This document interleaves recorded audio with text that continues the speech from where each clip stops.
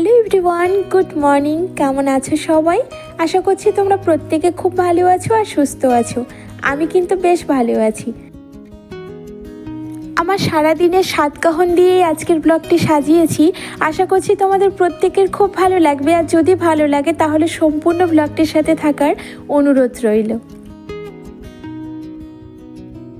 বিছানা গোছানো কমপ্লিট হয়ে গেছে, আর তারপরে বালিশগুলোকে রোদ্দুরে দিলাম।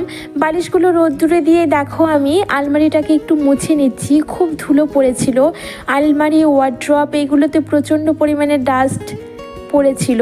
যেহেতু এত ধুলো উঠছে বাইরে, কি বলবো, গাড়ি যাচ্ছে আর ধুলো উঠছে, তো সেই জন্য না আমাকে দুদিন অন্তর অন্তর পরিষ্কার করতে হয়।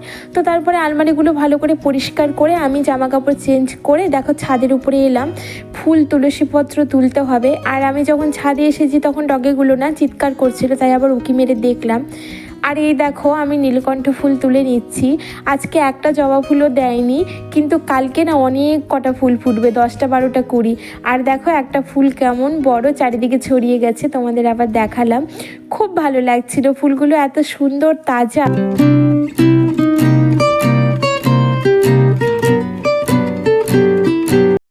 আজকের বাইরের ওয়েদারটা না পুরো ঝাঁ চকচকে রোদ্দুর। রোদ্দুর দেখলে তো মনটা খুব ভালো হয়ে যায়, আর আমারও আজকে মনটা খুব ভালো ছিল রোদ্দুর দেখে, ঝলমলে রোদ্দুর দেখে। তো এসেছি ঠাকুরের বাসন নিয়ে। বাসনগুলো তাড়াতাড়ি করে মেজে নেব, কারণ প্রচণ্ড রোদ্দুর, হাত পা যেন জ্বালা পোড়া করছিল। আর রোদ্দুরে না আমার খুব সমস্যা হয়। আমার ঠান্ডার দিন এমনিতেও ভালো লাগে, কিন্তু অতিরিক্ত রোদ্দুর গরমে ভীষণ কষ্ট হয়ে যায় কাজ করতে। তো তারপরে ঠাকুরের বাসনগুলো এনে দেখো নিচের ঘরে পাপোশগুলোকে ভিজিয়ে দিয়েছিলাম। তো সার্ফের মধ্যে ভালো করে অনেকক্ষণ ভিজেছে, এইবারে কচলে কচলে ধুয়ে নেব। পাপোশগুলো আমি কখনো বাড়ি দিয়ে ধুই না, এইভাবে পাপোশগুলো ফেলে নিয়ে হাত দিয়ে কচলে কচলে ধুই। এতে কিন্তু পাপোশ ভীষণ পরিষ্কার হয়, ঝাঁ চকচকে হয়ে যায়। আর তারপরে আবার ছাদে এলাম কষ্ট করে, এবার পাপোশগুলোকে মেলে দিয়ে তারপর নিচের ঘরে যাব।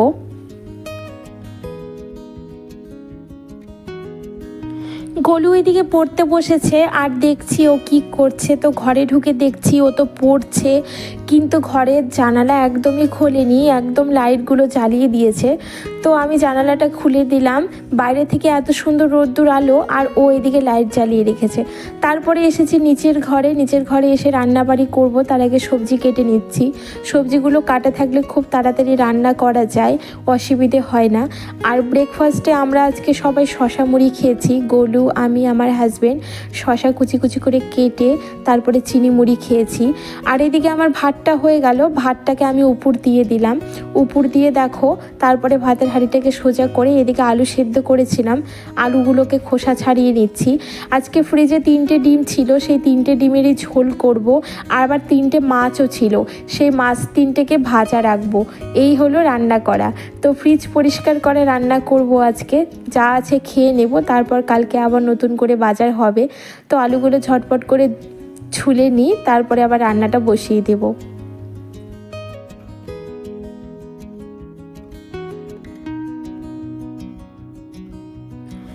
তো এবার রান্না শুরু করলাম। কড়াইটাকে বসিয়ে দিয়ে দেখো গ্যাসটাকে জ্বালিয়ে দিলাম। আর ডাল সেদ্ধ করেছি, করব তিতর ডাল। তো ডালটাকে আমি ফোড়ন দিয়ে নেব। ডালটা সেদ্ধ করে রেখেছি, আর করলাটাও ভাজা হয়ে গেছে। এইবারে দেখো ফোড়ন দিয়ে দিলাম ডালে, আর নুনটাও দিয়ে দিলাম। আর এই দেখো করলাগুলো সুন্দর করে ভাজা করেছি। করলা ছিল 4টে, সেই 4টে করলাই ভেজে নিয়েছি। আর 2টোর মতো ডালে দিয়ে দিলাম, আর বাকিটা ভাজা রাখলাম। তো রান্না করতে করতে ফ্যান জলটাকে বাইরে এসেছি ছাগলগুলোকে দিতে, দেখছি শিমুল গাছে একটা বড় ফুল ধরেছে। আর আমার বাড়ির সামনেই না একটা ছোট্ট শিমুল গাছ আছে, এইবারই প্রথম ফুল দিল। কী যে ভালো লাগছিল ফুলটা দেখতে। তো অনেকক্ষণ তাকিয়ে দেখলাম, আবার ক্যামেরা বন্দি করলাম তোমাদের জন্য। তো এইদিকে দেখো আবার এসেছি কড়াইটাকে ধুয়ে নিয়ে, এবারে ডিম 3টেকে ভেজে নেব। ডিম 3টে আগেই সেদ্ধ করে রেখেছিলাম। তো এবার লাল লাল করে ভেজে নিয়ে ওইদিকে দেখো মাছটাকেও ভাজতে বসিয়েছি, 3টে মাছ। আর এইদিকে লাল শাক ছিল ফ্রিজে অল্প, সেই শাকটাকেও আমি কেটে ধুয়ে ভালো করে রসুন কাঁচা লঙ্কা দিয়ে ভাজা করছি।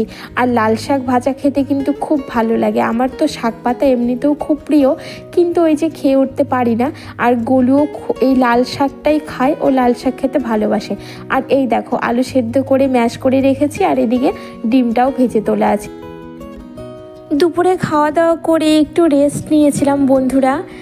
খুব টায়ার্ড লাগছিল জানো তো বন্ধু, তাই একটু রেস্ট নিয়েছিলাম। আর তারপরে সন্ধে গড়িয়ে গেছে, ছাদে এসেছি জামা কাপড় নিতে। আর একদমই সন্ধে হয়ে গেছিলো, সূর্যাস্ত একদম চলেই গেছে। জামা কাপড় যে কয়টা ছিল সেই জামা কাপড় কটাকে আবার কালকে ধুয়ে দিতে হবে। খানিকটা তো তুলে নিয়ে গেছিলাম আমি খাওয়া দাওয়ার পরে ছাদে এসে, আর বাকি দুটো তিনটে ভিজা ভিজা ছিল ওইগুলো রেখেছিলাম, ওইগুলো আবার কালকে কাচতে হবে।